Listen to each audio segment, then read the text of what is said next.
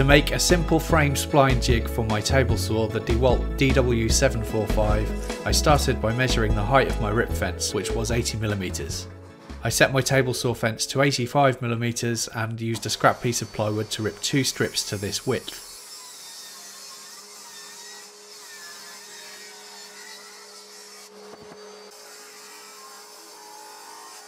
I placed the 2 strips either side of the table saw rip fence and measured the distance, which was 118mm.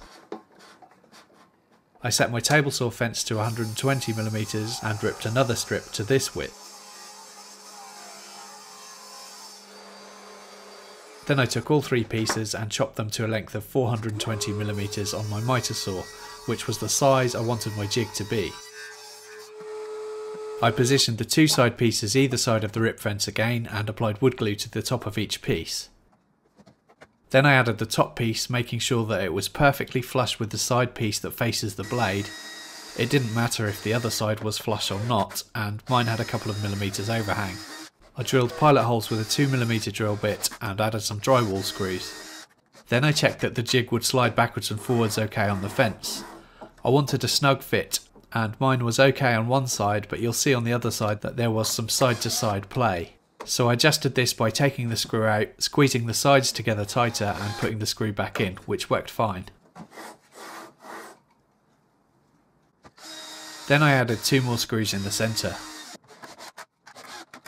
On the side that faces the blade, I marked up the halfway point with a pencil and speed square.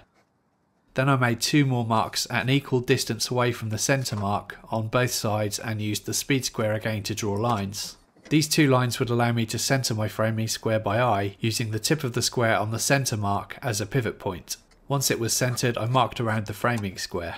I took 2 40mm square offcuts of pine, set my miter gauge to 45 degrees on the bandsaw and made the cuts to the end of each piece. I applied wood glue and carefully positioned them against the lines I'd made around the framing square.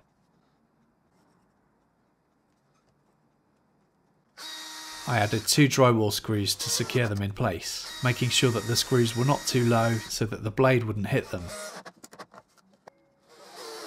I checked for squareness and found that mine was a little off, so I took one of the screws out, readjusted, and then added the screw again to correct it. I used a pen to mark up a horizontal line beneath the screws at the bottom, which I could then use as a reference to set the maximum blade height for future cuts, making sure that I don't run the blade through the screws. I added a bit of candle wax inside the sides of the jig to help it glide on the rip fence nice and easily.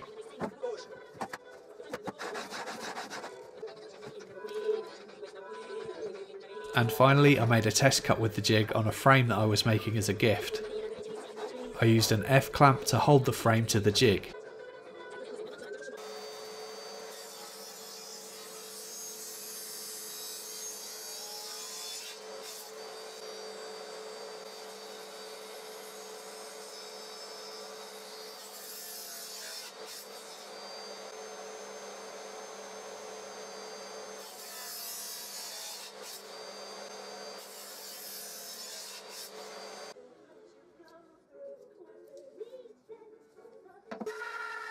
I could then cut out a spline by running an offcut of pine through the bandsaw to the width of my table saw blade's kerf, which was around 3mm.